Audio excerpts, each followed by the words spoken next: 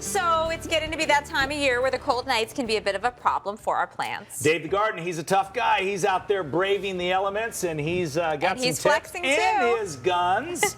What's up, Dave? Hey, Scotty. Hey, there's lots going on in the garden. We talked about that cold weather, making sure that you've got those blankets that insulate and all that stuff available, because, you know, those cold nights can sneak up on you. So if you got hibiscus, lantana, those asparagus fern, and all those other different types of tropical plants, they need a little bit of cold weather tender care. So covering them up is the ideal situation. And then of course watering is real important. We want to make sure we're watering deeply and infrequently. We just push this piece of rebar down the ground.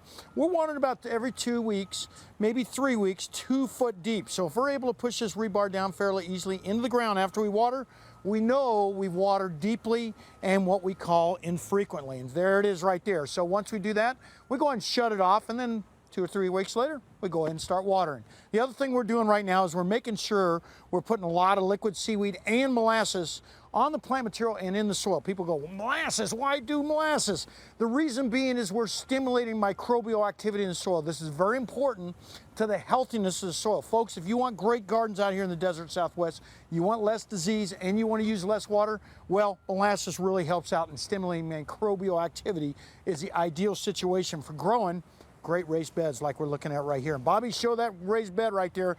You're looking at a lot of curry and nasturtiums in there, some leeks, of course, lots of greens in there too. And you see some of those beautiful Swiss chard. This is something that works out great, especially during the winter and the summer. They have a tendency to perennialize. It'll last about 2 years. That's Swiss chard, that by the way.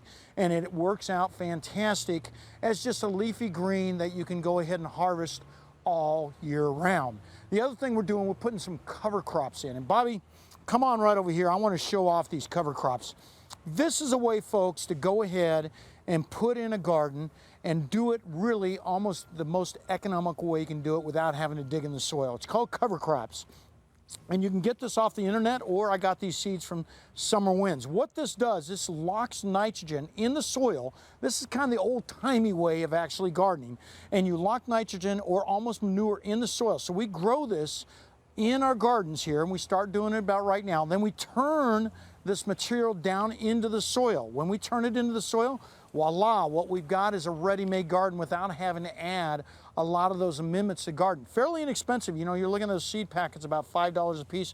They do all the actual work for you. We've gone ahead and put it down on this bare soil just to show you what it looks like here in the next 3 or 4 weeks. And makes a nice foil just to walk on, so it actually covers up the soil areas so Scotty doesn't have to get his shoes dirty every time he comes out here. And here's what you want to do. They use a couple different types. There's clover, of course. There's buckwheat right here, and of course peas and oats. All those work out well and work out well with this cool weather. Speaking of cool weather, what else can you plant? Well, right over here, cilantro is some of our succession type plants we're putting in. Spinach, arugula. I like the wild arugula. It has a tendency to come up and do much better out here in the desert Southwest and reseeds itself quite readily. And then of course your muscovy mix and your lettuces work out fine too. If you like a little bit of spice, some dill, fennel, mustard green, and all those will work out well by putting them in right now. How do I know? Well, right here, Bobby, take a look. I always have a little bag of compost around, and I just throw a couple of seeds down in the soil there. If they're continuing to come up, well, I know the soil's warm enough to continue to actually put in a lot of those winter type greens. So there you go, Scotty.